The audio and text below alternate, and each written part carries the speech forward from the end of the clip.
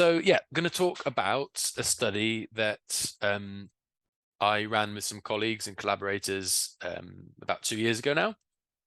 And this was really looking at the psychological and social, or psychosocial, as a psychologist like to call it, impact of alopecia areata, so including totalis and universalis, on men.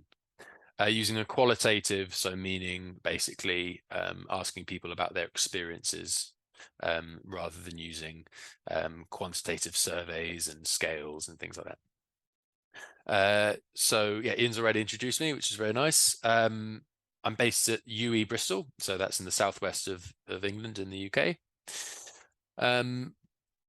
This was really a close collaboration with the UK charity Alopecia UK, who some of you may know.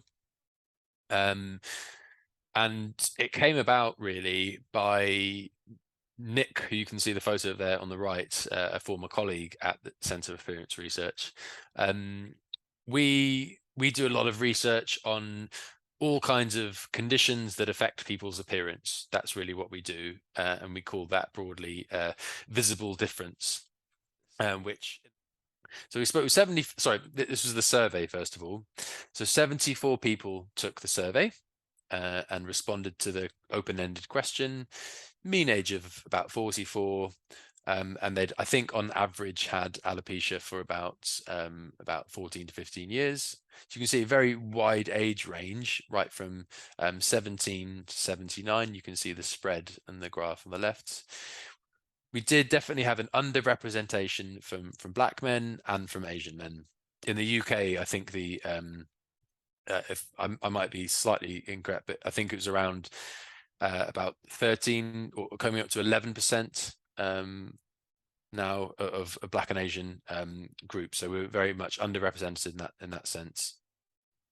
So thinking about the results, and this is just a selection really of the many responses that people gave, but when we split it into different themes, some of the things that came up, the first theme was around depleted or reduced confidence and well-being after being diagnosed with alopecia. So 57%, so just over half of the group, talked about their confidence being affected. So in this case, has not my confidence, always concerned people are staring at my alopecia. And usually when people did talk about their confidence and well-being being affected, it was really in response to other people's reactions to their appearance. So these were the overall findings that we generated. I think this evening I'll try and cover 3. I think probably would take too long to cover all 4 of them.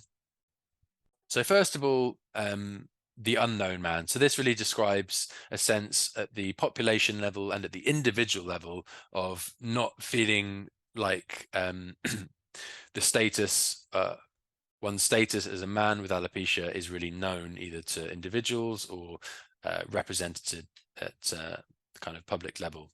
So the top oval shape statements, so in this case the unknown man, are the main themes, and then the subheaders underneath in the boxes are the sub themes, so within each one. So within the unknown theme, the sub theme is the unseen man.